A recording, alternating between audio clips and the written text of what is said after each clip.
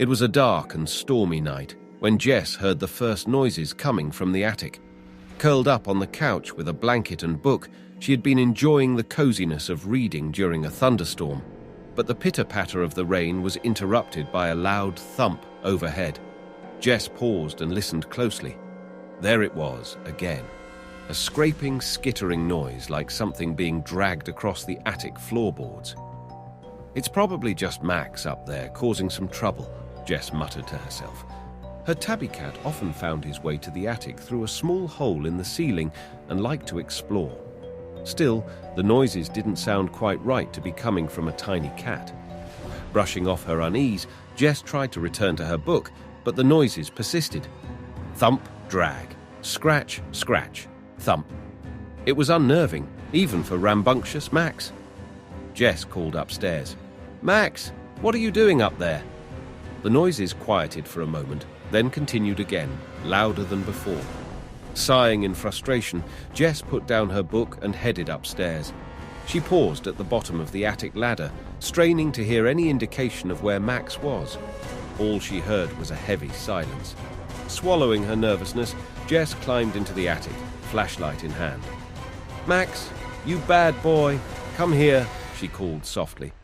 She swept the flashlight around the cramped space, cluttered with boxes and old furniture. No sign of Max. Then, in the far dark corner, she heard a scraping shuffle. Heart quickening, Jess took a step forward.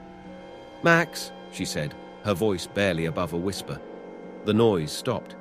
Jess steadied her nerves and crept slowly towards the corner. As she reached the spot, a box suddenly flew towards her. Jess shrieked and fell back.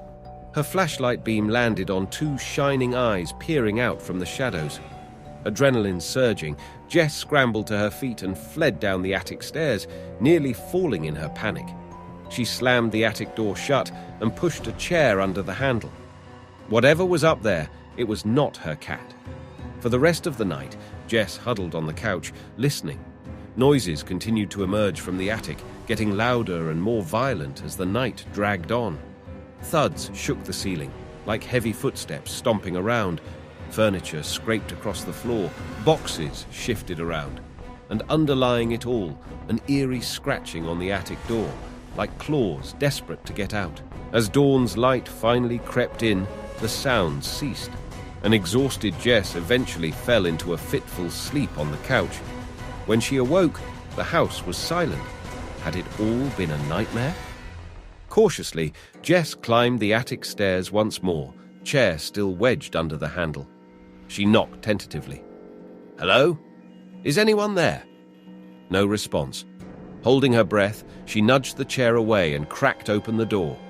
The attic lay still, bathed in morning light streaming through the window. As Jess stepped inside, her blood turned to ice. The attic was utterly ransacked, boxes ripped open, furniture shattered and overturned. Claw marks slashed the walls and floors, but there was no sign of whatever did this. Jess raced from the attic, quickly shutting it again. She knew with chilling certainty that something had been in there with her last night, and though it was gone now, she could not shake the feeling that it would be back again when she least expected it.